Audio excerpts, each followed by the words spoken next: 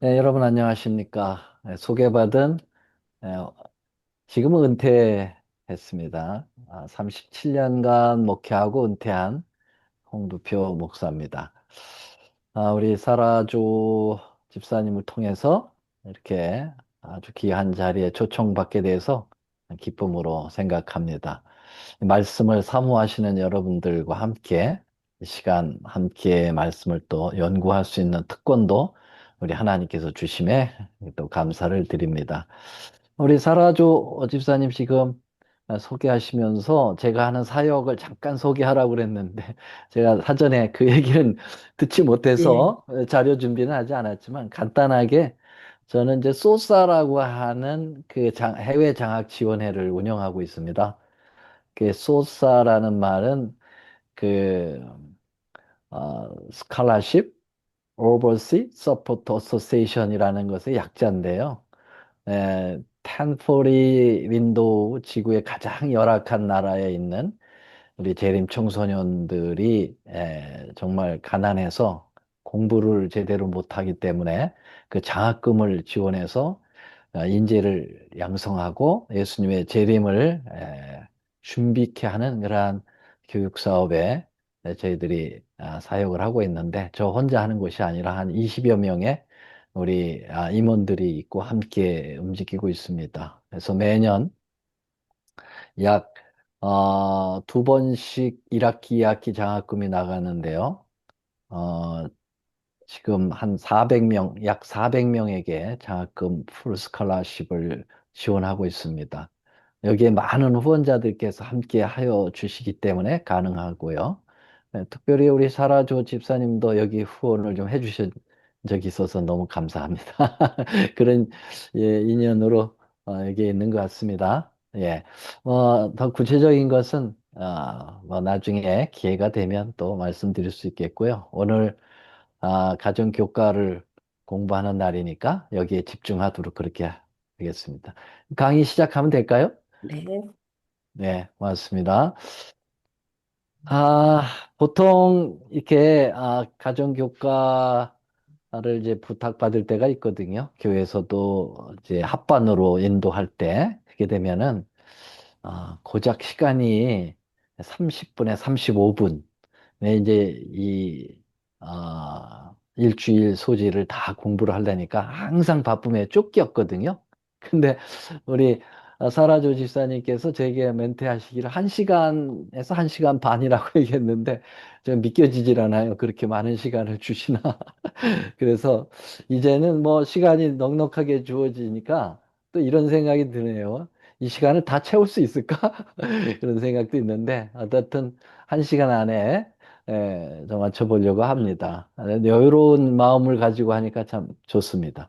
자, 오늘 교과는 그 제6과죠. 2026년 제1기 6과. 제목은 오직 그리스도 안에 있는 확신이라는 제목으로 우리 함께 살펴보겠습니다. 우리 기억절은 한번 같이 읽어볼까요? 뭐 뮤트하고 읽으셔도 좋고, 뭐 그냥 같이 읽으셔도 좋고, 한번 읽어보겠습니다. 시작. 내가 그리스도와 그리스도와 그 그 부활의 부활의 권능과 권능과 그 그 고난의 고난의 참여함을 참여함을 알고자 하여 알고자 하여 그 그의 그의 죽으심을 죽으심을 본받아 본받아 본받아 어떻게 어떻게 해서든지 해서든지 죽은 죽은 자 죽은 자 자 가운데서 가운데서 부활에 부활에 이르러 이르러 하느니 하노니. 빌립보 3장 10절로 11절. 예, 감사합니다. 그런 부분은 이제 안식일 소지에 나타나고 있는데요. 잠깐 이번 육가에서는 빌립보 3장의 전반부를 다루고 있습니다. 이번 기는 아시다시피 빌립보와 골로새서에 있는 말씀 연구하고 있죠. 그런데 이 서론에서 교과 저자는 이번 주 다룰 교과의 주제의 방향을 이제 할례라고 하는 것을 그 단어를 염두에 두고 율법의 행위와 믿음에 의해 초점을 맞추게 될 것이라고 하는 힌트를 우리에게 주고 있습니다. 사실 성경 전체의 구성적 요소를 보면 여러분, 이런 단어 많이 들어보셨죠? 선악의 대쟁투라는 말씀 많이 들어보셨죠? 예, 이게, 엘렌 화이트는 이 선악의 대쟁투라는 말을 예언의 신에서 여러 번 언급을 하고 있고, 굉장히 중요한 그러한 주제로서 이 단어를 제시합니다. 그래서 우리는 이 세상의 역사를 보면 모두가 다 선과 악의 대쟁투적인 그러한 구성으로 되어 있음을 알게 되고 성경도 그렇게 우리에게 말씀하고 있습니다. 여러분, 어, 구속의 경륜이라고 하는 그 성경절 기억하세요? 창세기 3장 15절을 우린 구속의 경륜이라고 하죠. 이 창세기 3장 15절을 원복음이라고도 하고 이게 이제 어떤 학자들은 창세기 3장 15절을 성경 전체의 텍스트다, 본문이다, 그렇게 이야기를 할 정도로 굉장히 성경 전체의 방향의 흐름을 이렇게 포함하고 있는 중요한 성경절입니다. 근데 이 창세기 3장 15절을 이렇게 보면은 계속 쟁투가 나오죠. 여기 보면은 너로, 바로 뱀에게, 사단에게 하는 거죠. 여자와 이제 교회를 두고 얘기하잖아요. 그래서 사단과 이 교회와의 싸움이 일어나요. 원수지간이 된다. 그리고 거기서 끝나는 게 아니라 내 후손, 그리고 여자의 후손에, 그 후손에 이르기까지 계속 이 싸움은 지속될 것이다. 그래서 뭐 여자의 후손은 내 머리를 상하지만 너 뱀은 그 여자의 후손의 발꿈치를 물을 것이다. 라고 하는 계속적인 선악의 대쟁투적인 국면을 이 구속의 경륜 창세기 3장 15절에서 언급을 하고 있는 것을 우리는 압니다. 자, 그런데 이 선악의 대쟁투의 그 구성의 그런 그 핵심의 이슈는 뭐냐? 뭘 가지고 이렇게 싸우는 거냐? 싸우는 것 가지고 선과 악의 싸움이라고 그랬는데 선은 뭐고 그럼 악이 뭐냐?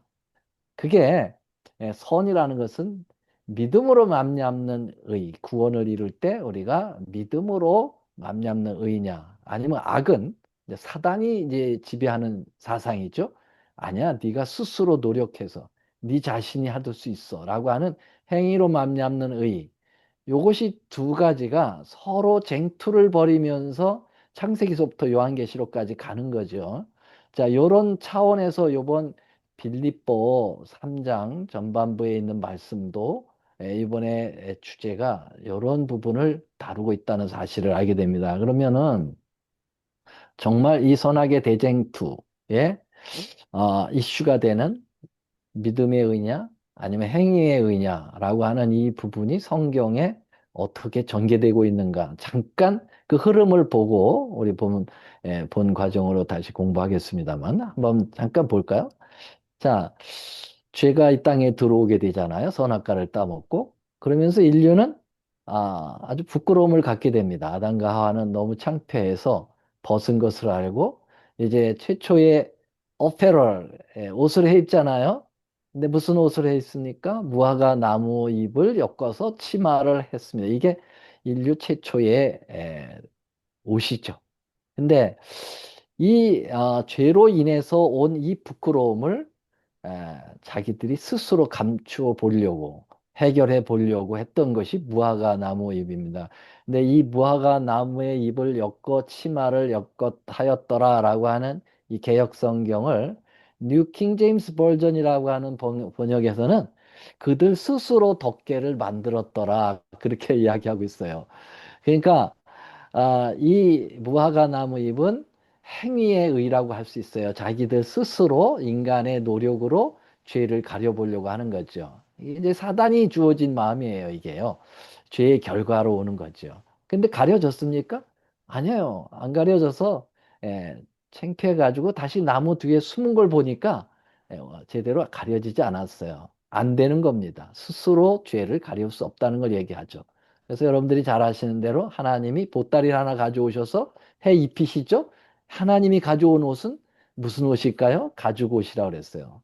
이 가죽 옷은 어디서 나왔을까요? 짐승에서 나왔을 겁니다. 그 당시에 무슨 가죽 공장이 있었던 것도 아니고 하나님이 이 가죽 옷을 가져오신 것은 짐승에서 그 가죽을 베껴 가져왔다라는 것입니다.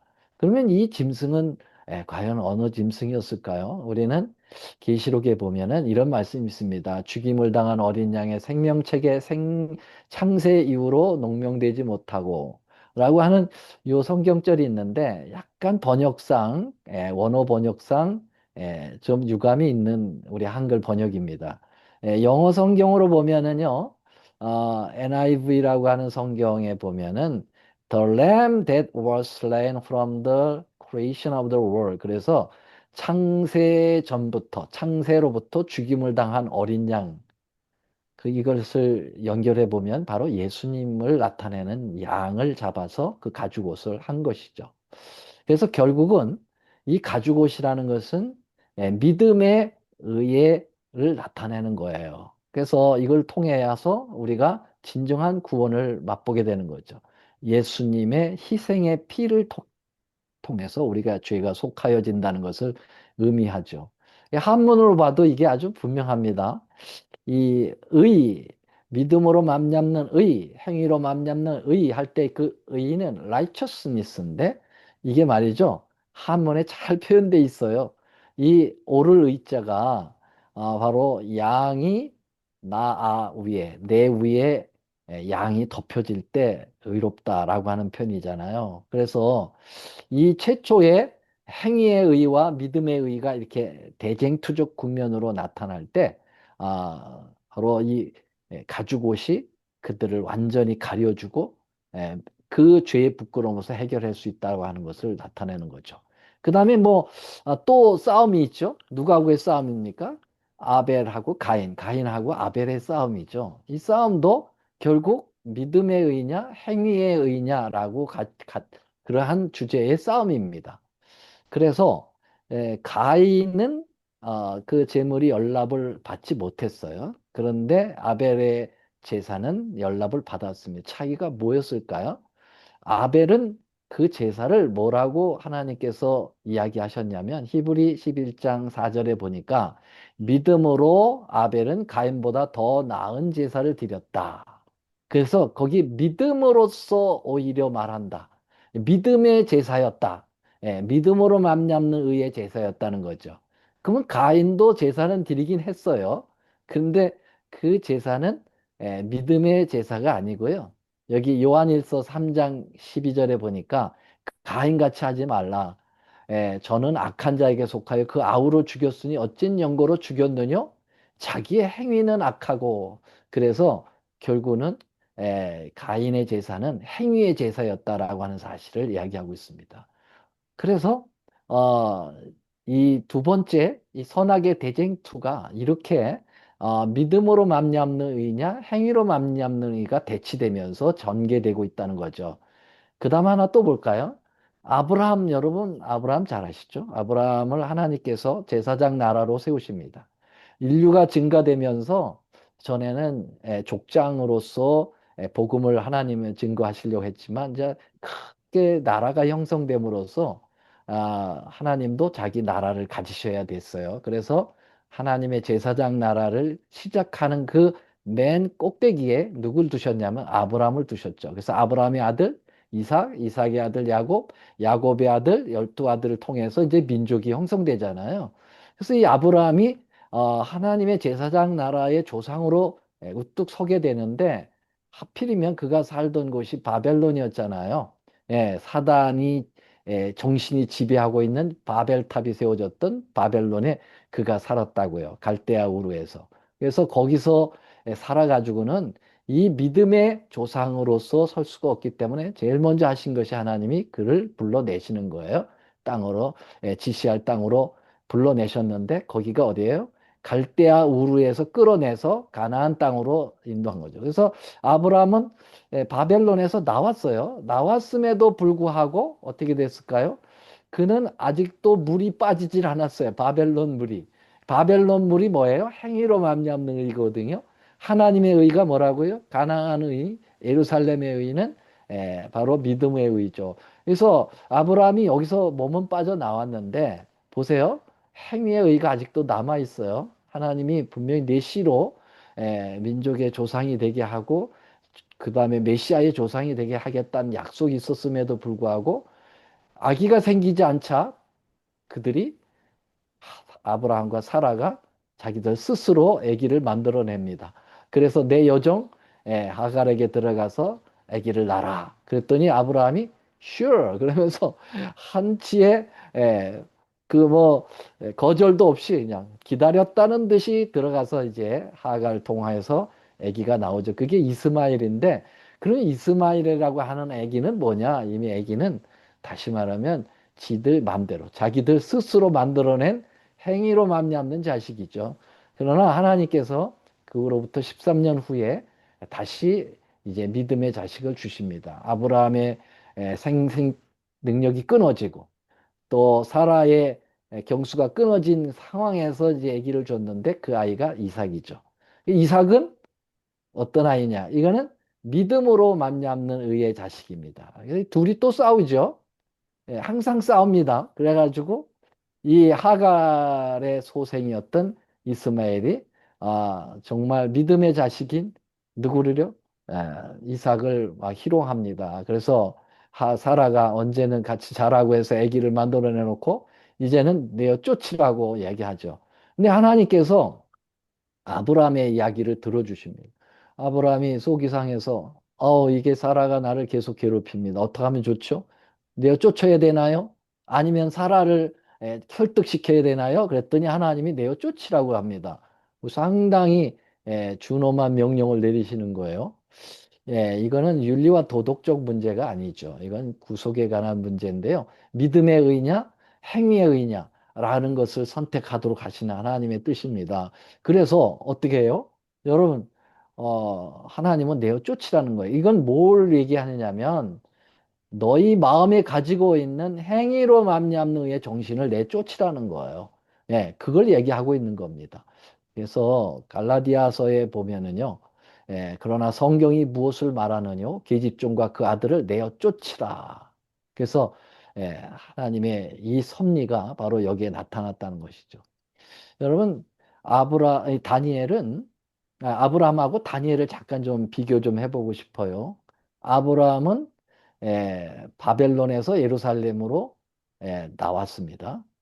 그러나 아직도 행습이 행위로 말미암는 의가 지배하고 있었다고 하는 사실입니다. 전생에는 아니지만 전체적인 아브라함 생애는 아니지만 초창기에는 물이 안 빠졌을 때는 그랬다는 거죠. 그런데 다니엘은 반대로 예루살렘이라고 하는 믿음에 의해 그 플레이스 그곳에서 바벨론으로 끌려갔죠. 그러나 그는 예루살렘 성을 향하여 창을 열고 하루에 3번씩 기도하는 바벨론 정신이 아닌 이스라엘 정신을 가지고 있었다. 예루살렘 정신을 가지고 있었다. 이렇게 볼 수가 있겠습니다. 이렇게 선악의 대쟁투가 믿음으로 말미암는 의와 행위로 말미암는 의가 계속 대치되고 있다는 거예요.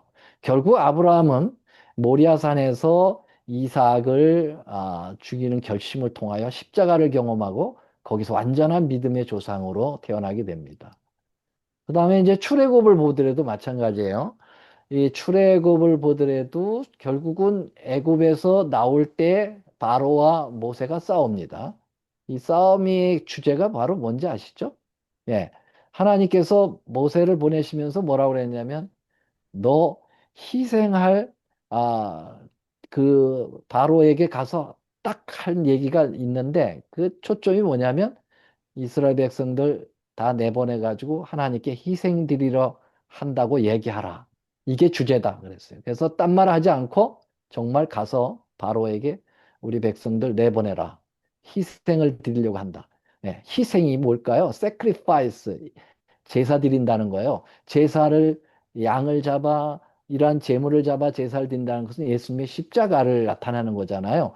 그 예배, 진정한 예배에는 십자가가 있어야 되는데 그것은 바로 믿음의 의를 통해서 이루어지는 거예요. 근데 이 바로는 뭐라고 얘기했습니까? 무슨 소리 하고 있냐? 역사나 하라고 그랬어요. 이 역사는 히스토리가 아니죠. 이거는 뭘까요? sacrifice가 아니라 work입니다. 바로 일을 통해서 하라는 거예요. 그래서 두 가지입니다. 피를 흘리냐, 땀을 흘릴 것이냐. 하나님은 모세를 통해서 피를 흘려야 된다고 믿음의 의, 희생을 주장했습니다. 그런데 바로 사단을 나타내는 거죠. 바로는 사단을 나타내는 존재인데 이 존재는 아니다. 땀을 흘려야 돼. 네가 스스로 일을 해서 의를 얻어야 돼. 이것도 역시 믿음에 의해 행위에 의해 싸움이죠. 자, 이게 결국은 유월절을 통해서 출애굽이 시작되는데 유월절이 바로 뭘까요? 여기 희생이 이루어졌다는 거예요. 양의 피를 가지고 문설주와 임방에 발라서 그 안에 들어가면 죽음의 신이 넘어가는 패스오버 유월이라는 말이죠. 근데 이 희생 희자도 한문으로 보면은요 너무나도 정말 성서적이에요. 소와 양 중에서 빼어날 수 아주 흠도 점도 없는 것을 창과 창으로 찔러서 드리는 것이 희생이라는 말이죠. 자, 놀랍죠. 이렇게 출애굽한 이스라엘 백성들이 광야에 가서도 성소를 전데 이게 다 믿음으로 말미암는 의를 나타내고 있습니다. 이건 다 설명드리기가 지금 시간이 없고요. 그래서 이제 계시록까지 가면은 결국 계시록도 가장 중요한 기별이 세천사의 기별인데 이것도 믿음으로 말미암는 의의 차원으로 해석을 해야만 우리 선악의 대쟁투의 결론적 승리를 얻을 수 있다는 거예요. 여러분 세천사의 기별의 서론 부분이 14장 6절이죠. 근데 세천사의 영원한 복음이라는 거예요. 복음이 뭐죠? 하나님의 의라는 거죠. 하나님의 의가 나타나잖아요. 믿음으로 믿음에 이르게 하나니. 그래서 세천사의 기별은 엘렌 화이트는 바로 믿음으로 말미암는 의로 해석돼야 된다. 그래서 결국 첫째 천사의 기별에 심판하실 때가 이르렀으니라고 얘기할 때 그 심판은 조사 심판인데 역시 조사 심판도 믿음으로 말미암는 의의 차원으로 복음적 차원으로 해석해야 해결될 수 있다는 겁니다. 자, 이렇게 서론 부분이 좀 길었습니다만은 이렇게 이번에 다룰 공과가 믿음의 의냐, 행위냐, 의냐 이 부분을 잘 비교하면서 공부를 해야만 제대로 공부가 된다는 거죠. 일요일 소지로 들어갈까요? 자, 주 안에서 기뻐함 그랬습니다. 주 안에서 항상 기뻐하라 라고 바울은 얘기하죠. 그게 하나님의 뜻이라고 얘기합니다. 근데 빌립보서에서도 이렇게 얘기합니다. 빌립보 3장 1절로 3절 끝으로 나의 형제들아 주 안에서 기뻐하라. 너희에게 같은 말을 쓰는 것이 내게로 수고로움이 없고 너에게 안전하니라. 개들을 상가하고 행악자들 상가하고 몸에 상해하는 일을 상가하라. 그러면서 육체를 신뢰하지 마라. 그렇게 얘기합니다. 자, 여기도 두 가지 볼 수 있어요. 선악의 대쟁투의 믿음의 의와 행위의 의.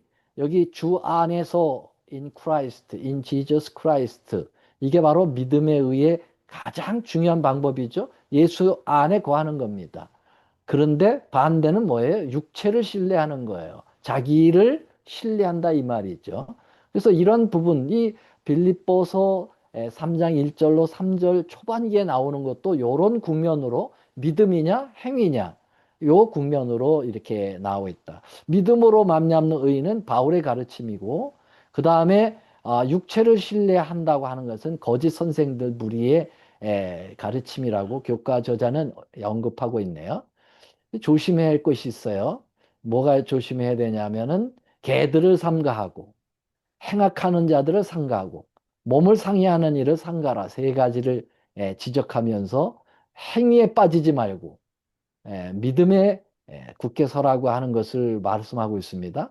3절에 보면 2절은 행위에 대한 조심을 얘기하고 있고요. 그렇게 되면 3절은 진짜 믿음에 대한 것을 이야기하고 있어요. 하나님의 성령으로 봉사할 때, 그리고 그리스도 예수님을 자랑할 때, 그리고 육체를 신뢰하지 아니할 때, 그때 바로 진정한 할례가 된다. 진정한 하나님의 회개와 함께 이루어지는 하나님의 구속을 경험하게 된다라는 것을 이야기하고 있습니다.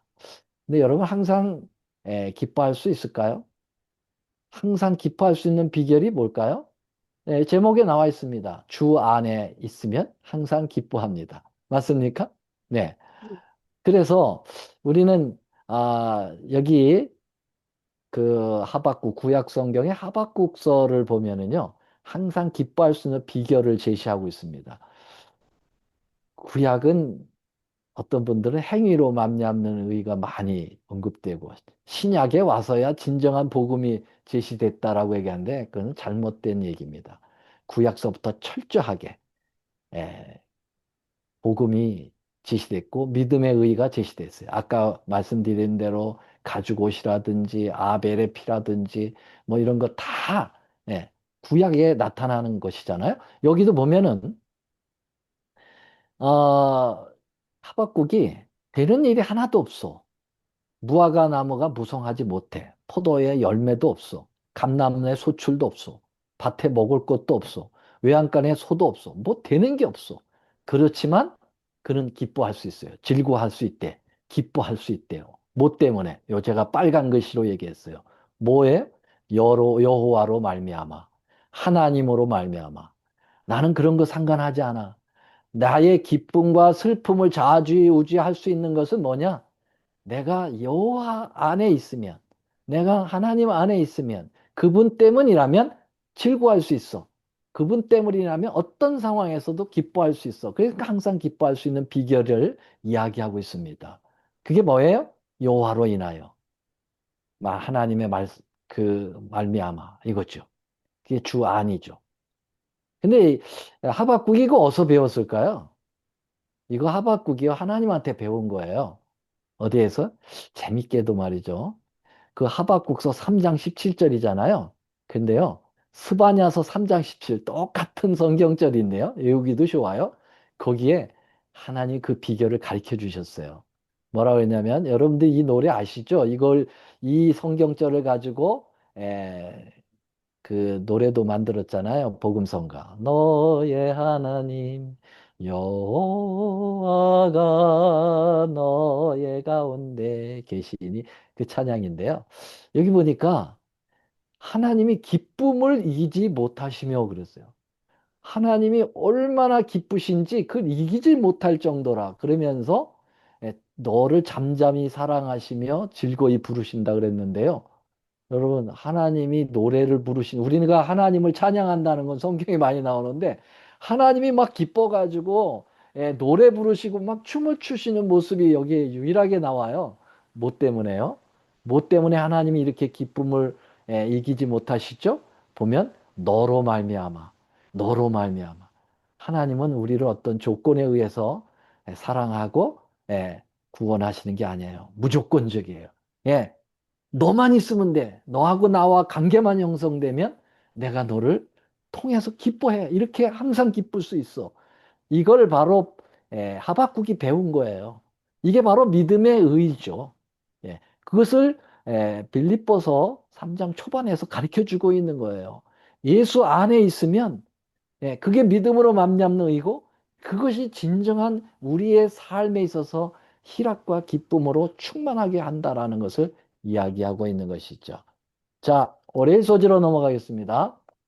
바울의 과거 이렇게 얘기했는데요. 여러분, 때로 우리는 여러 미디어를 보면은 before, after라는 거 많이 있죠. before는 이랬는데 after는 이렇다라는 걸 비교하면서. 근데 여기 바울의 과거 하니까 before죠. 바울의 before는 뭐였느냐? 바울이 스스로 표현합니다. 나의 before. 그러면 뭘 중심으로 해서 과거와 미래냐, 과거와 이후냐라는 거죠. 그것은 에, 바로 예수님을 영접한 이전과 이후를 이야기하고 있어요. 예수님 안에 거하는 것 이전과 이후를 이야기하고 있습니다. 그것이 하나의 기산점이에요. 그게 기준점입니다. 그러면 예수님을 영접하기 전에 바울의 비포는 뭐였을까요? 여기 얘기하고 있어요. 자기가. 그러나 나도 육체를 신뢰할 만하며 내가 육체를 신뢰할 만했다. 예. 근데 그게 바로 뭐냐? 나는 8일 만에 할례를 받았고 다시 말하면 정통적인 이스라엘의 그러한 혈통을 띠고 태어났다. 이스라엘의 족속이요. 베냐민 지파요. 12지파 중에 아주 한 지파였었고 히브리인 중에 히브리인이요. 율법으로는 바리새인이요. 여러분 율법을 행위로 얼마나 철저하게 지켰던 사람들이 누구였을까요? 바리새인이었잖아요. 내가 바리새인이었다. 나는 행위로 율법을 완전하게 지켰다고 생각했다. 예. 그리고 열심이 얼마나 컸는지 내 열심은 누구도 막을 수 없어. 그래서 오히려 교회를 핍박하고 율법의 의로는 흠이 없다. 내가 이게 나의 과거다. 그랬어요. 예. 이게 예수님 없었던 과거예요. 예. 그런데 여러분 예수님을 영접하고 난 다음에 애프터가 생겼어요. 이거를 이렇게 좀 볼까요? 바울의 비포 애프터를 제가 한눈에 보여드렸습니다. 생후 8일 만에 할례를 받은 게 비포였어요. 그런데 바울은 마음의 할례를 받았습니다. 예수님을 영접하고 난 다음에. 예.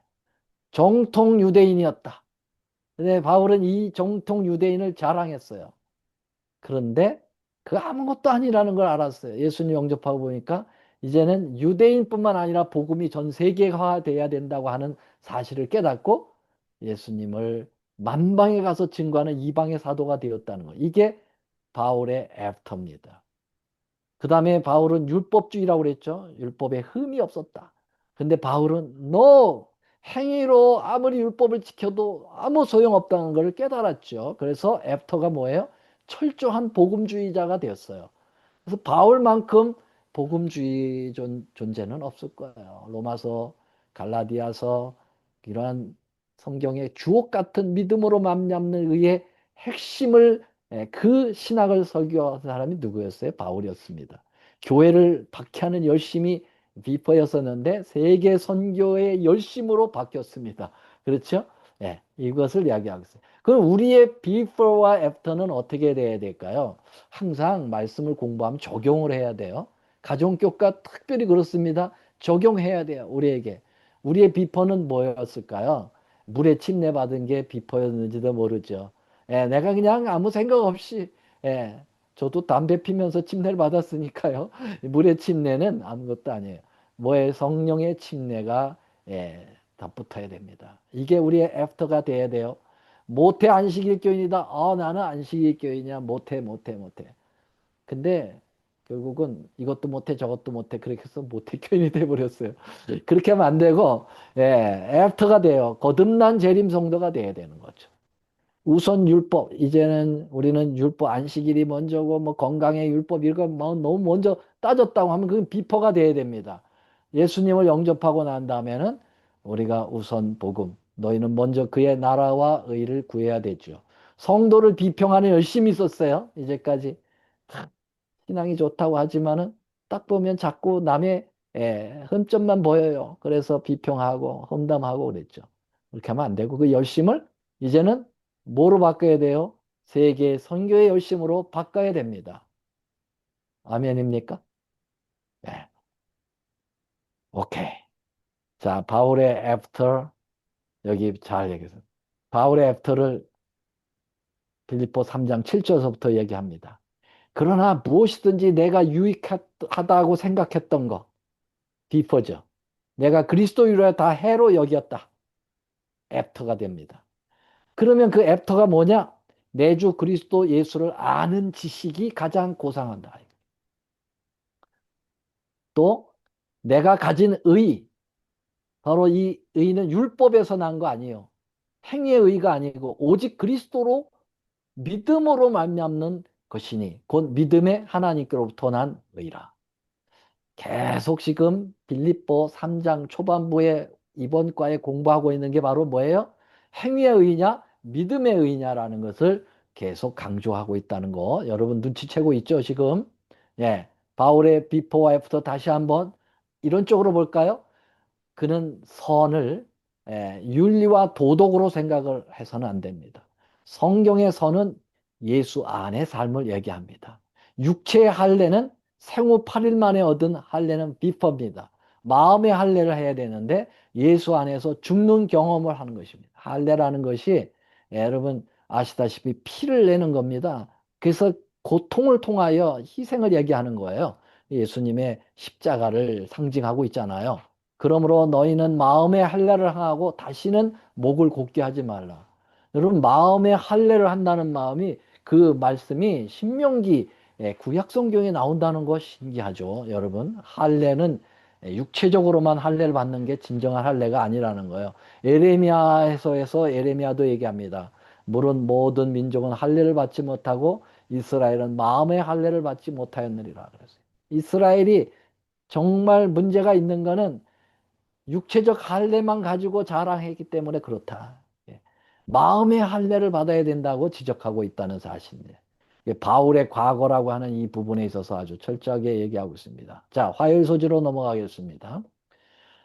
화요일 소지는 중요한 문제. 뭐가 중요하냐? 이거예요. 뭐가 중요하냐? 어떤 게 더 중요하냐? 여러분, 두 가지 종류의 세상이 있어요. 성경에 두 가지 종류의 세상이 있는데요. 잘 들어보세요. 여러분들이 잘 아는 요한복음 3장 16절. 하나님의 세상을 이처럼 사랑하셔서 독생자를 주시기까지 사랑하셨죠. 자, 하나님이 사랑한 것이 세상이라고 그랬어요. 하나님이 세상을 이처럼 사랑했다 그랬어요. 하나님이 세상을 이처럼 사랑했어요. 자, 그런데 같은 요한복음의 기자가 요한이죠. 근데 요한일서, 사도 요한일서에서는 이렇게 이야기합니다. 이 세상이나 세상에 있는 것들을 사랑하지 말라. 재밌죠? 여러분, 요한복음 3장에서는 하나님이 세상을 사랑했다고 그랬어요. 독생자를 주시기까지. 근데 요한일서에서는 세상을 사랑하지 말라. 세상을 사랑하면 아버지 사랑이 그 속에 있지 않다 그랬어요. 이거 어떻게 해석을 해야 될까요? 야, 그럼 뭐 언어적으로 뭐 좀 차이가 있는 거 아닌가? 원어를 제가 살펴봤거든요. 그래서 요한복음 3장 16절에 여기 사랑이 바로 뭐라 하냐? 아가파오, 아가폰 이렇게 나와 있습니다. 절대적 하나님 사랑이죠. 근데 세상, 우리가 지금 따지고 있는 세상은 코스모스로 되어 있거든요. 우주적이라는 거예요. 보편적이라는 거예요. 하나님이 이 코스모스를 사랑하셨다라는 얘기예요. 그러면 사랑하지 말라고 얘기한 요한일서에 보면은요, 똑같이 사랑이라는 말이 아가포라고 나오고 있고요. 뭘 사랑하느냐, 사랑하지 말라고 하느냐, 그 세상이 바로 코스모스로 되어 있습니다. 요게 세상이 코스모스로 되어 있죠. 언어적으로 똑같아요. 그러면 하나님은 하시고 우리 보러는 세상을 사랑하지 마라. 그럼 도대체 이게 뭐냐? 잘 보세요. 이게 크게 나오면 다 언어적으로는 똑같다는 얘기죠. 그런데 하나님이 사랑하신 세상은 바로 뭐냐면 믿는 자를 얘기하는 거예요. 사람을 얘기합니다. 하나님은 사람을 사랑하신 겁니다. 하나님은 사랑을 사랑합니다. 누구든 하나님은 사람을 사랑하십니다. 그래서 독생자를 주셨는데 독생자는 온 인류를 위하여 주신 거예요. 누구 특별 계층을 위해서 주신 게 아니라 모든 사람을 위하여 주셨다라고 하는 것을 표현하고 있어요. 그런데 사도 요한이 세상을 사랑하지 마라 라고 하는 것은 무엇을 이야기하는가? 그거는 사람이 아니라 세상의 것들을 사랑하지 말라고 그랬어요. 세상에 있는 것들을 사랑하지 마라. 그럼 세상에 있는 것들이 바로 뭘까요? 그것은 바로 무엇일까요? 예. 먼저 하나님이 사랑한 사랑을 먼저 이야기하고 세상의 것들 얘기하죠. 하나님은 사람을 사랑했다고 그랬어요. 가늠하다 현장에 잡힌 여인. 정말 죄의 그 현장에서 잡혔어요. 그런데도 그를 사랑하셨어요. 그리고 나도 너를 정죄하지 않는다. 그렇게 이야기하셨죠. 매국노 세리로서 민족을 등쳐먹던 죄인 중에 죄인 세리 삭개오도 주님은 사랑하셨고 그 집에 가셔서 구원을 선언하셨어요. 여러분 막달라 마리아, 일곱 귀신 들린 마리아도 사랑하셨어요. 여러분 우리 예수님은 세상의 사람은 사랑하고 세상의 것들은 미워하십니다. 죄인은 사랑하고 죄는 미워하시는 것이죠. 바로 이러한 것을 우리가 행해야 된다. 이런 것을 우리도 해야 된다는 거야. 근데 우리는 반대예요. 우리는 모두 죄인인데요. 우리는 왜 죄인이냐? 우리는 세상의 것은 사랑해. 반대로 세상의 사람은 미워합니다. 참으로 죄는 사랑하고 죄인을 미워하죠. 그 세상의 것들이 바로 뭐냐? 이렇게 얘기했어요. 세상의 것들을 사랑하지 말라. 세상에 있는 것은 육신의 정욕과 안목의 정욕과 이상의 자랑이니. 여러분, 이거 우리가 정말 여기서부터 벗어나는 거 쉽지 않아요. 육신의 정욕, 이걸 갖다가 우리는 식욕이라고도 볼 수가 있고, 정욕이라고도 볼 수 있고, 성욕이라고도 볼 수 있잖아요. 이것을 예, 예수님의 시험에서 다 밝혀주셨잖아요. 돌이 떡이 되게 하라. 이 육신의 정욕에 해당되는 거예요. 그 다음에 안목의 정욕은 뭘 얘기할까요? 눈으로 보면서 다 욕심을 내는 것들이죠. 이 안목의 정욕, 이거 무섭습니다. 이건 다시 말하면 오늘날 수많은 미디어, 텔레비전, 유튜브 이런 걸 통해서 들어오는 엄청난 세속적인 것들이 저는요.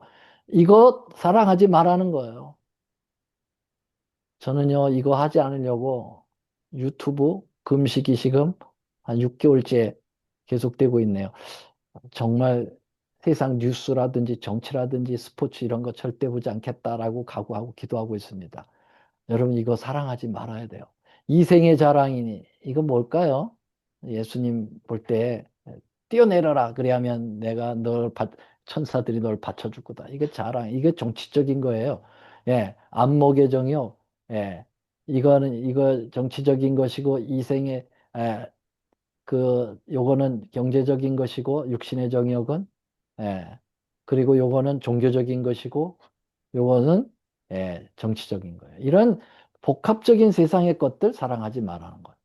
자, 그러면 다시 교과로 돌아와서 이 바울의 두 가지 영적 회개 장부를 교과 저자는 얘기하고 있더라고요.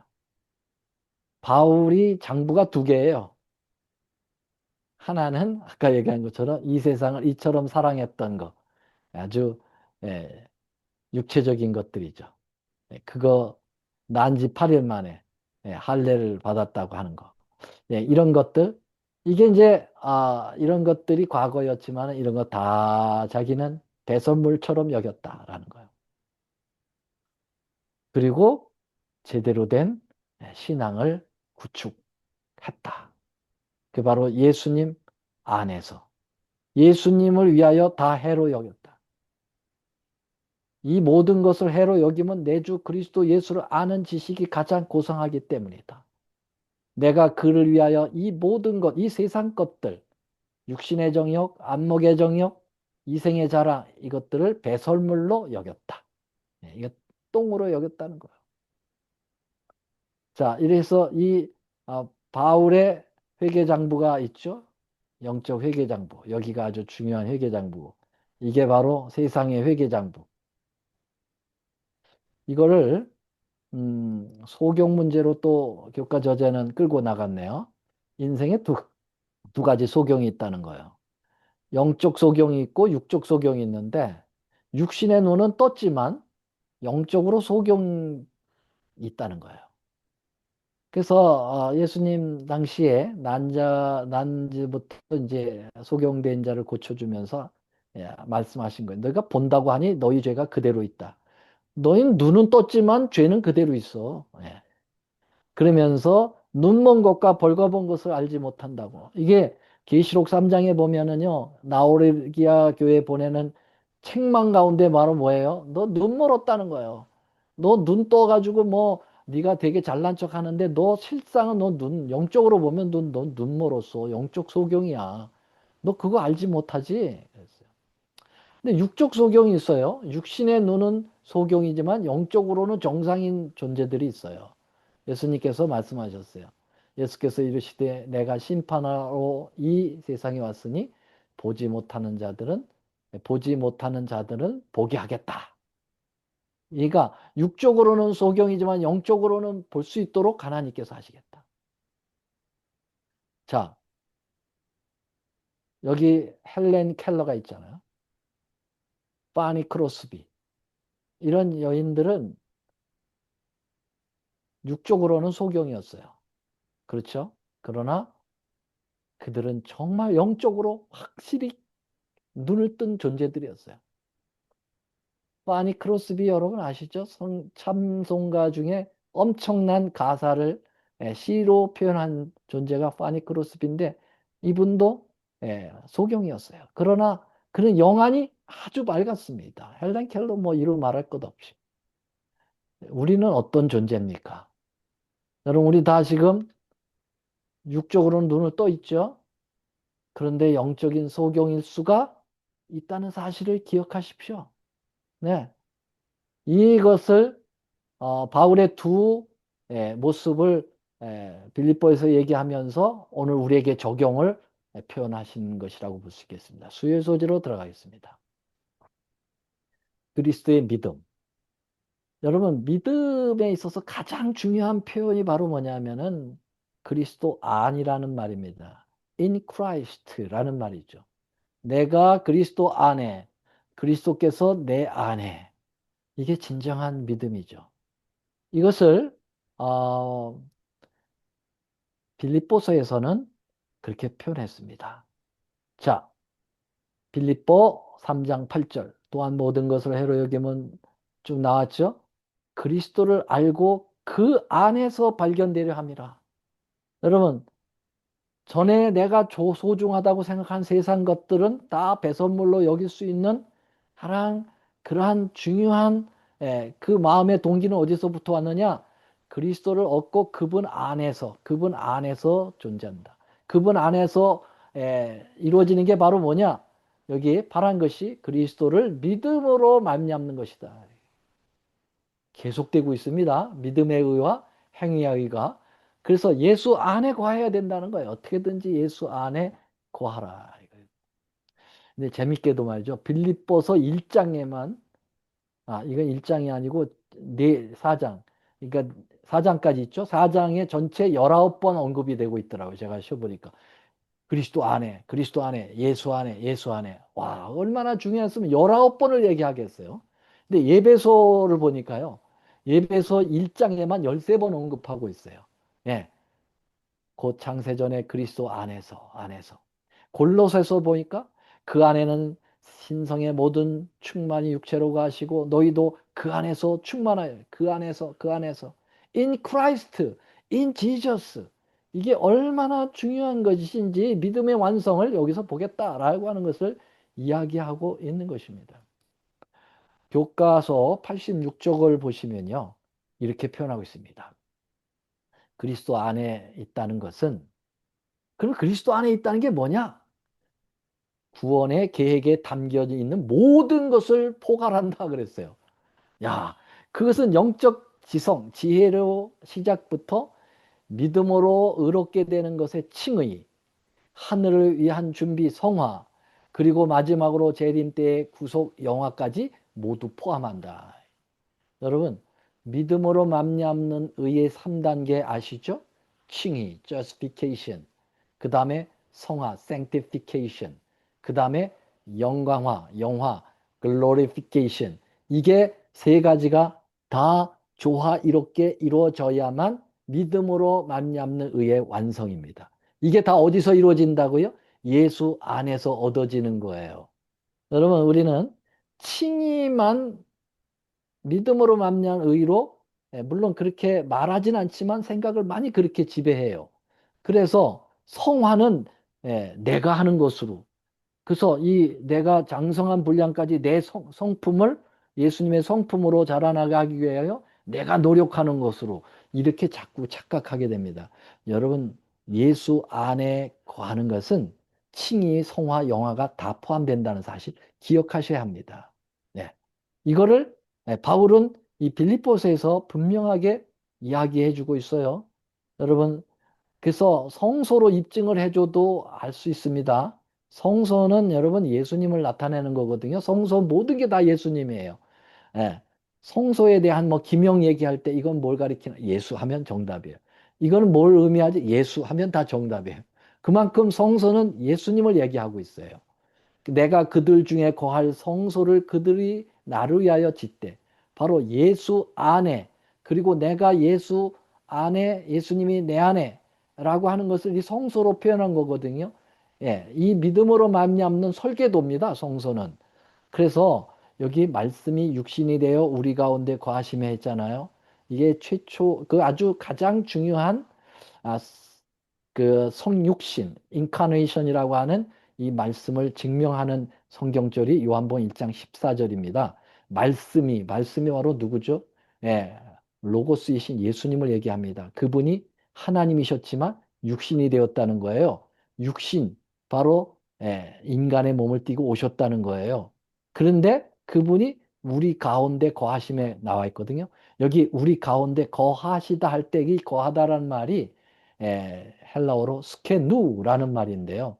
이게 출애굽기 25장 8절에 그들 중에 거할 할 때 이 샤칸하고 동일한 의미입니다. 예. 그러니까 예수님이 이 땅에 성소가 되어 오셨다는 거예요. 예. 근데 그래서 예수님이 이런 말씀하셨어요. 요한복음 2장 21절. 그러나 예수는 성전된 자기 육체를 얘기했잖아요. 그래서 이 성전을 헐어라. 그러면 내가 3일 만에 일으키겠다.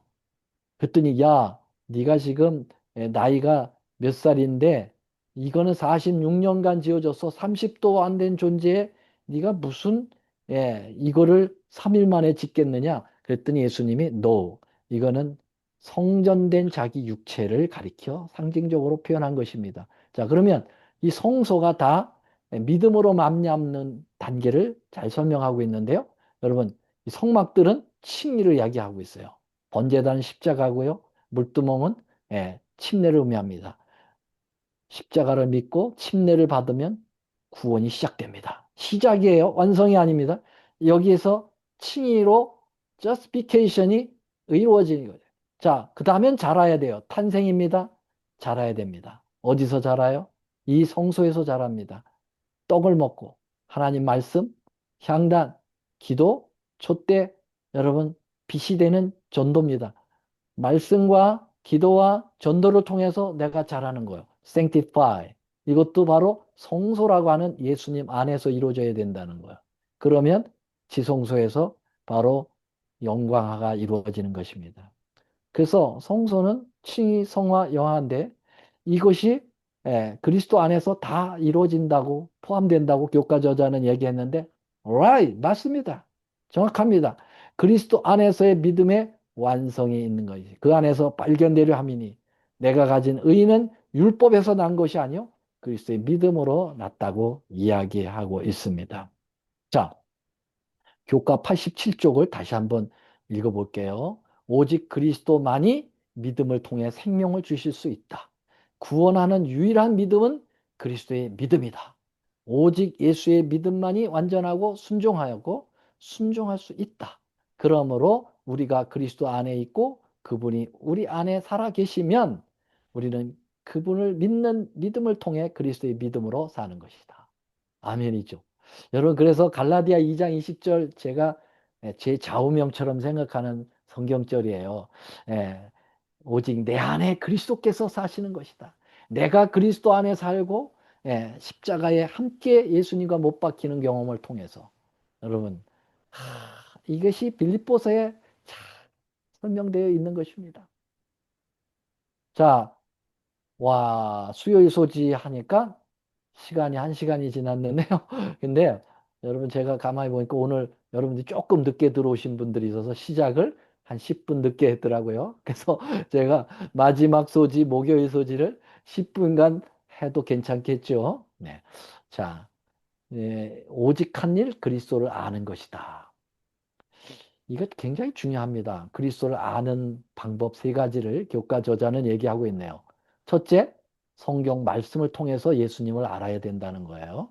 두 번째, 예수님과 고난에 함께 동참하면 예수님을 잘 알아진다는 거예요. 세 번째, 표대를 향하여 나갈 때 예수님을 안다는 거예요. 자, 요거를 설명해 보겠습니다. 하나씩. 성경 말씀을 통하여 예수를 안다라고 하는데요. 여러분, 요한복음 17장 3절 말씀 잘 아시죠? 영생은 곧 유일하신 참 하나님과 그의 보내신 자 예수 그리스도를 아는 것이라고 얘기했습니다. 여러분, 보통 구원, 영생, 구원을 얘기할 때 전제되는 게 아는 겁니까? 믿는 겁니까? 성경에 다 믿음으로 표현하고 있어요. 그렇죠? 요한복음 3장 16절 하나님이 세상을 이처럼 사랑하사 독생자를 주셨으니 이는 저를 뭐 하는 자마다? 믿는 자마다 그랬어요. 주 예수를 믿어라 그리하면 너와 내 집이 구원을 얻으리라. 주 예수를 믿어라 그렇게 얘기했어요. 여러분, 믿음으로 말미암아 의에 이르니 이것은 너에게서 난 것이 아니라 하나님의 선물이다. 다 믿음이었어요. 근데 놀랍게도 예수님의 마지막 중보 기도에서 예수님은 영생을 정의하기를 이거는 예수님을 믿는 게 아니고 아는 것이다. 뭐 아니라기보다는 또 다른 표현을 하고 있는 거예요. 여러분 예수님 믿습니까? 압니까? 믿기도 하고 알기도 하죠. 믿어야 알아집니까? 알아야 믿어집니까? 헷갈리죠. 예. 근데 저는 믿음의 전, 선, 후 문제를 얘기하는 게 아니에요. 여러분, 믿음에도 여러 척도의 믿음이 있고요. 알매도 여러 종류의 알미 있어요. 시간이 있으면 이걸 좀 더 여러분들에게 알기 쉽게 설명드리겠지만 시간이 없어서 이렇게 넘어갑니다. 이 알의 종류가 있는데요. 알미 두 가지 종류가 있어요. 헬라어에 두 가지 알미 있는데 하나는 오이다입니다. 이거는 본능적으로 하는 거예요. 어린아이가 태어나서 엄마의 젖을 물 줄 알아요. 이거 가르쳐 준 거 아닙니다. 지가 알아요. 이렇게 하는 게 오이다고요. 또 하나님이 전지하신 능력으로 아는 것도 오이다입니다. 예. 그런데 기노스코라고 하는 알미 있어요. 이거는 본능으로 아는 게 아니라 경험하고 체험해서 아는 거예요. 예. 부딪혀서 아는 거죠. 학습해서 아는 거죠. 여러분, 그러면 예수 그리스도를 아는 것이 영생이라고 할 때 이 아는 것이 본능일까요? 경험일까요? 본능적으로 아는 걸까요? 경험적으로 아는 걸까요? 예, 기노스코로 돼 있다는 사실입니다. 와, 그러면 예수님을 알 때 경험을 통해서 알으라는 거예요. 그러면 여러분, 예수님을 알 때 경험을 통해서 알아야 되는데, 이 예수님이 이 경험이 어느 정도의 경험인가를 좀 설명드리려고 하는데요. 자, 여기 보니까 마태복음 1장 25절에 보니까 아들을 낳기까지 동침치 아니하더니 나음의 예수를 이름을 예수라라. 여기에 요 기누스코라고 하는 경험이 나오는 단어가 있거든요. 뭘까요? 제가 이렇게 해놨어요. 동침이라는 말이에요. 여기 영어 성경에는 knew라고 돼 있어요. 안다라고 돼 있어요. 아들을 낳기까지 알지 않더니 야 이게 무슨 말이냐. 여러분 동침이라는 말 이거 제가 남사스럽게 구체적으로 설명하지 않습니다. 남자와 여자와의 성적 관계를 이야기합니다. 그런 관계가 있어야 아기가 나온다는 얘기예요. 여기 좀 더 구체적으로 보면 마리아가 천사에 말하되 나는 남자를 알지 못하니 어찌 일이 있으리까. 여러분 수태고지 지금 가브리엘 천사가 마리아에게 왔습니다. 너 아들 가질 거야. 너 아들 낳을 거야. 그랬더니 화들짝 놀라가지고 마리아가 천사에게 되묻습니다. 남자를 알지 못해. 그 말은 여기 남자 알지 못한다는 말은 뭐 키가 크냐 작으냐 뭐 가족이 어떠냐 그걸 알지 못한다는 게 아니라 나 남자와 동침하지 않았느니 기노스코로 돼 있단 말이에요. 그러니까 여러분 이 기노스코라는 경험은 보통 경험이 아니에요. 예수님과 나와의 관계가 바로 부부 관계처럼 살을 섞는 그러한 깊은 관계가 여러분 이게 기노스코의 경험이에요. 우리가 예수님과 하고 나와의 관계가 이런 관계까지 승화하여 들어가야 됩니다. 예. 그러면 이 기노스코의 경험을 어떻게 우리는 예수님이 지금 육체적으로 이 땅에 안 계신데 그분을 만나지도 못하고 만지지도 못하고 그분의 음성을 직접 못 듣는데 어떻게 기노스코를 할 수 있을까? 성경에는 이렇게 이야기하고 있습니다. 아까 말씀드린 말씀이 육신이 되었다. 이 말은 이 말씀을 여러분 이 영어 성경에서도 워드로 표현되어 있어요. 다시 말하면 예수님이 성경화돼서 성경으로 말씀하신 것이 육신화된다는 얘기예요. 다시 말하면 우리가 지금 예수님을 육체적으로 만지거나 경험하지 못하지만 성경을 읽고 이렇게 지금 여러분들과 제가 성경을 연구할 때 예수님을 만지는 것과 동일한 경험을 한다고 하는 것입니다. 놀라운 일이죠. 어떻게 그럴 수가 있습니까? 이 성경이 곧 내게 대하여 증거하는 것이라고 요한복음 5장 39절에 이야기하고 있잖아요. 그 신뢰를 예수님께서 한 사건에서 보여주셨는데요. 여러분, 엠마오에 가는 젊은 두 제자들에게 나타나셨잖아요. 부활하시고 난 다음에. 근데 그들이 알아보지 못하도록 하나님께서 일부러 예수님께서 눈을 가리셨어요. 그냥 나그네처럼 보이게 했다고요. 그리고선 예수님이 자신을 증거할 때 성경에 쓴 바 자기가 가는 것을 자세히 설명해요. 성경으로 자기를 증명했어요. 그랬더니 그들이 그 성경만 듣고도 가슴이 뜨거워가지고, 야, 예수님을 만난 거예요. 그러니까 우리가 예수님을 말씀을 통해서 알게 된다는 거예요. 무슨 알며? 기노스코야함을 할 수 있다는 거죠.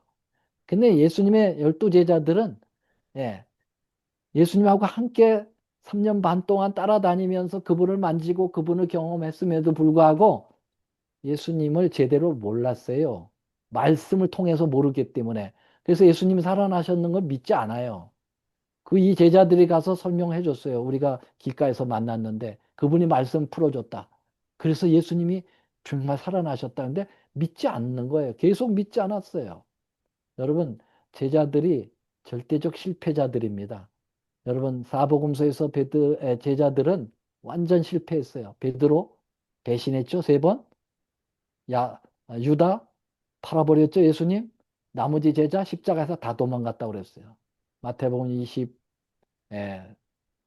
25장 46절인가요? 56절. 26장 46절, 아니 56절 다 도망갔어요. 자, 이렇게 실패한 제자들에게 예수님이 그들이 두려워 떨고 있는 방에 모여 있을 때 예수님이 다시 성경 공부 다시 가르칩니다. 또 이르시되 내가 너희와 함께 있을 때 너에게 말한 바 곧 모세의 율법과 선지자의 글과 시편에 나를 가리켜 기록된 모든 것이 이루어져야 한 말이라 하시고 이에 그들의 마음을 열어 성경을 깨닫게 하셨다. 여러분, 예수님이 이러한 실패자 제자들 데려다 놓고 하신 거 딴 거 없어요. 성경 다시 가르친 거예요. 너희들 성경을 통해서 나를 알아야 돼. 이적? 그럼 이적 없을 때는 나를 결코 모를 거야. 그러니까 십자가에서 그러니까 다 무너진 거예요. 예수님이 십자가에서 이적 안 일으켰어요. 자기를 위해서 이적 안 일으키시고 그냥 돌아가셨어요. 그러니까 이적의 중심으로 가졌던 그들의 신앙관이 다 무너진 거죠. 어? 저렇게 메시아가 저렇게 돌아가실 수 있나? 여러분 말씀에 다 나오는 거거든요. 구약 성경에. 그런데 말씀 중심으로 안 보니까 다 무너지는 거예요. 예수님은 모르는 거예요. 아는 것 같았지만 모르는 거예요. 영적 소경이었죠. 예. 그러니까 예수님이 실패한 제자들 앉혀놓고 이거밖에 없어요. 성경 다시 가르치는 거예요. 모세율법, 선지자의 글, 시편. 이거 구약 성경이죠. 구약 성경에 예언되어 있고 벼상되어 있고 예. 기초되어 있는 것을 다 가르쳐 가지고 그들을 진짜 예수님을 만나게 하는 거죠. 그래서 그들이 바뀌었어요. 여러분, 사도행전을 가니까 사복음서 다 도망가고 패고 팔고 배신했던 제자들이 이제는 죽음 앞에서 떳떳이 섭니다. 베드로와 요한이 대답하여 이르되 하나님 앞에서 너희 말 듣는 것이 하나님 말씀 듣는 것보다 옳은가 판단하라. 우리는 보고 들은 것을 말하지 않을 수 없다. 죽여버리겠다고 했는데도 우리는 하나님 말씀 듣는다. 사도행전 4장 19, 4.19 혁명이 일어났어. 그래서 저는 이건 4.19 혁명이라고 합니다. 왜요? 말씀을 통해서 예수를 알게 되는 거죠. 여러분, 그래서 마지막 때에 열처녀 비유 나오잖아요. 그 미련한 처녀들 등불에 기름이 없었어요. 그래서 사가지고 왔더니 들어가 버렸어요. 그래서 문을 두드립니다. 그랬더니 예수님께서 그 안에서 신랑이 뭐라고 그래요? 여기 보니까 진실로 너에게 이르노니 내가 너희를 알지 못한다. 여러분, 톨레이 시간적으로 늦었어. 너희들 이거 얘기하지 않았어요. 네가 나를 아느냐 모르. 너희들 몰라. 여러분, 마지막 나더러 주여 주여 하는 자마다 다 천국에 갈 것 아니에요. 사람들 항의합니다. 아, 왜 저희들 주님 뜻대로 살기 위해서 참 목사 노릇도 하고 여기 보면 뭐 여러 가지 내가 권능도 베풀고 귀신도 쫓아내고 근데 저희들 모르겠습니까? 그랬더니 주님께서 내가 너희를 알지 못한다. 기노스코로 되어 있습니다. 여러분 그만큼 예수님을 아는 것이 그렇게 중요한 겁니다. 예수님을 경험적으로 아는 거예요. 말씀을 통해서. 두 번째로는 뭘 통해서 알아야 돼요? 고난을 통해서. 여러분 고난을 예수님과 함께하는 고난을 하게 되면 예수님을 뼈저리게 알게 돼요. 그리스도와 그 부활의 권능과 그 고난의 참여함을 알고자 하여 그 죽으심을 본받아서 어떻게든지 죽은 자 가운데서 부활하게 이르게 된다. 이게 오늘 그 교과의 기억절 아닙니까? 예, 베드로전서 4장 12, 13절에 보면 사랑하는 자들아 너희들에게 주는 그 연단에게 오는 불시험 이상히 여기지 말라. 오히려 너희가 그리스도의 고난에 참여하는 것으로 즐거워하라. 여러분, 왜요? 예수님을 진짜 알아가기 때문에 그런 거죠. 여러분, 우리가 여행을 해보면 알아. 여행을 할 때 아주 고생스러운 여행 한번 누구하고 같이 가보세요. 그 사람 인격이 나옵니다. 그렇죠? 잘 알게 돼요. 평소엔 잘 몰라. 근데 고통을 같이 느끼면서 막 해보면, 야, 이 사람 진짜인지 가짜인지 딱 알더라고요. 네, 마찬가지예요. 우리가 예수님의 고난에 동참하면 예수님을 진짜 알게 돼요. 예. 그래서 디모데후서 1장 12절에 바울이 말이죠. 바울이 죽어가면서 마지막 그렇게 얘기합니다. 바울의 유언이 이거예요. 이로 말미암아 내가 또 이 고난을 받대. 내가 고난을 받았다. 근데 이 고난을 통해서 부끄러워하지 않는 것은 내가 믿는 자를 내가 뭐 하게 되었다고요? 알게 되었다는 거예요. 기노스코예요. 네. 여러분, 우리가 고난 두려워할 것 없어요. 즐거워해야 됩니다. 왜냐하면 예수를 알기 때문에요. 와이프인도 마지막 유언에 내가 나가 믿는 그분을 내가 안다 하고 돌아가셨거든요. 야, 그래서 정말 이 안다는 거 중요한데요. 세 번째, 표대를 향하여 나아감. 표대는 바로 뭘까요? 예,